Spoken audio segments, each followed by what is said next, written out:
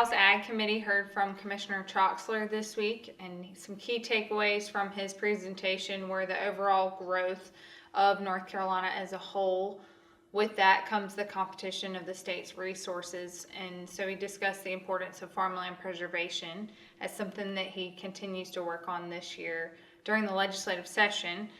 Another thing that he discussed was the Department of Agriculture's vacancy rates and the importance of the department to remain competitive for the state to provide essential services to its citizens.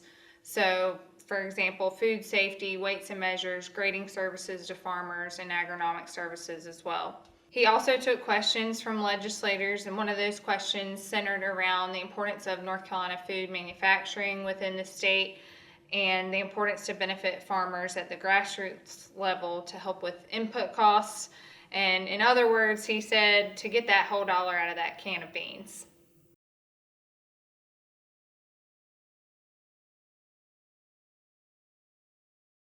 House and Senate leaders agreed on a spending plan this week. What they agreed to was the first fiscal year to increase the budget by 6.5%, and in the second year, so in 24-25 fiscal year, the state budget to grow by 3.75%. So that puts the total numbers of the state budget at $29.7 billion in 23-24 and $30.8 billion the following year.